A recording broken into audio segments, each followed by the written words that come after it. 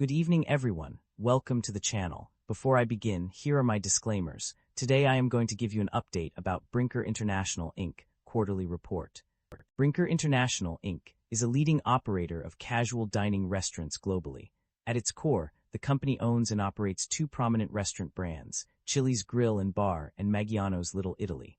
These brands offer a range of dining experiences to customers across the United States and internationally. The company's portfolio includes various businesses and services that cater to diverse customer needs. Brinker International operates restaurants under its own brand, while also franchising these brands to other entrepreneurs who wish to replicate their success. This dual approach allows the company to expand its reach and presence in the market. In summary, Brinker International's list of businesses and services includes operating Chili's Grill and Bar restaurants, operating Maggiano's Little Italy restaurants, franchising both Chili's Grill and Bar and Maggiano's Little Italy brands. The recent decline in Brinker International's stock price can be attributed to several factors.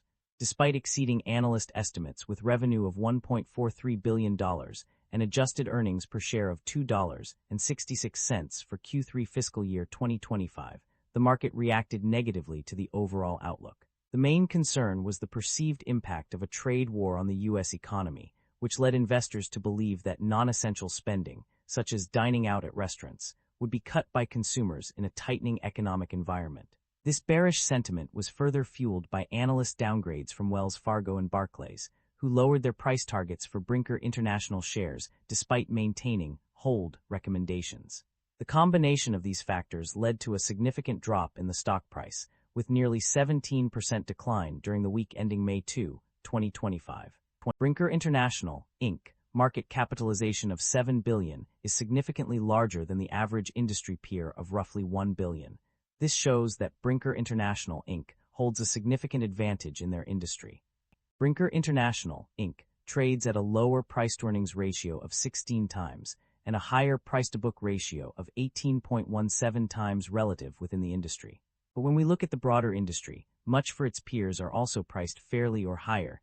This indicates an overall sector-level optimism, suggesting that most investors have already participated in the industry, leaving limited opportunity to uncover undervalued stocks. The company exhibits a very high leverage profile, with liabilities accounting for 86% of total assets. This elevated debt level warrants heightened caution, as it may limit the company's financial flexibility and increase risk during economic stress. We have to further examine the industry and the nature of the business to determine if they justify the current valuation. Average liabilities have declined over the past 5 years, indicating improving balance sheet discipline and reduced financial risk. The share count has increased over the past 5 years, while revenue has continued to grow. This suggests the business may rely on shareholder dilution to fund expansion. Investors should closely monitor whether growth can eventually be sustained without dilution. The income statement shows that the company have been growing its revenue annually, and the operating income have been increasing. This shows that the business model works and the business is expanding. The primary drivers of revenue growth or decline can be identified through an analysis of various factors affecting company sales, franchise revenues, and total revenues. Revenue growth is primarily driven by company sales and franchise revenues. Company sales experienced a significant increase in 2025 due to favorable comparable restaurant sales, higher traffic, and menu pricing.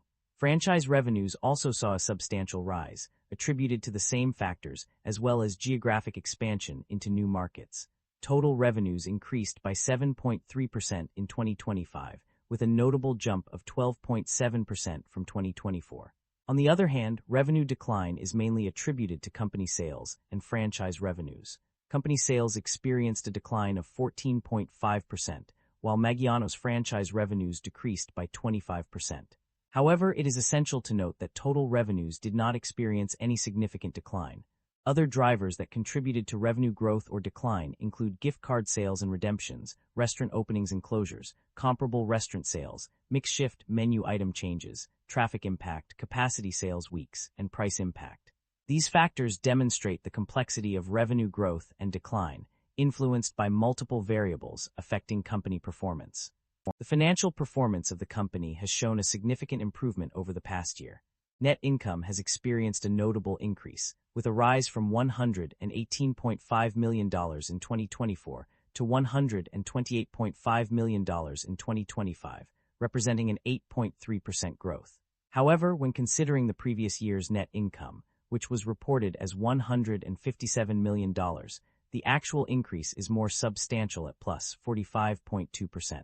The profit margins have also seen a positive shift. The operating income margin has increased from 11.5% in 2024 to 11.6% in 2025, while the consolidated operating margin has experienced a more significant jump from 8.6% to 10.2%. Furthermore, the consolidated net income margin has risen from 7.4% to 9.5%, indicating an improvement of 2.1%. The reasons behind these changes are not explicitly stated in the provided summary.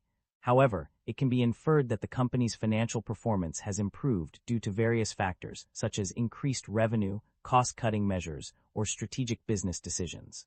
The company's financial performance indicates a strong ability to generate cash from its core operations.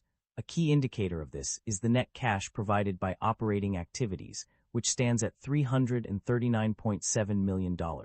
This positive figure suggests that the company is successfully converting its profits into cash, allowing it to invest in growth initiatives, pay off debts, and reward shareholders. The generation of positive operating cash flow is a significant achievement for any business, as it demonstrates the company's ability to manage its finances effectively and generate returns on investment. This trend is likely to have a positive impact on the company's overall financial health and stability, providing a solid foundation for future growth and success. Management is emphasizing the importance of creating a unique guest experience through great food and quality service. The company's primary brand strategy focuses on making guests feel special by offering a fun atmosphere, delicious food and drinks, and exceptional hospitality. To achieve this, Chili's will simplify its menu to focus on core equities, offer value options such as 3 for Me, starting at $10.99, and increase menu pricing in light of inflationary challenges. In addition to enhancing the guest experience, management is prioritizing a seamless digital experience through investments in technology and offering to-go and delivery options. This includes expanding Chili's internationally through development agreements with new and existing franchise partners, with a goal of 6-10 new restaurant openings for Chili's in fiscal 2026. Management also highlighted plans to improve performance in operations at Maggiano's through the Back to Maggiano's strategy. Furthermore, the company aims to relocate one Maggiano's restaurant and acquire land and buildings for one previously leased restaurant. Overall, management is confident that the company will remain in compliance with covenants during the remainder of fiscal 2026 and have sufficient cash resources to meet capital expenditure and working capital needs for at least the next 12 months. The company's financial activities over the past quarter have been notable. One significant development is its decision to buy back shares. In a move aimed at increasing shareholder value, the company repurchased 1.8 million shares for $235 million during the 26-week period ended December 24, 2025.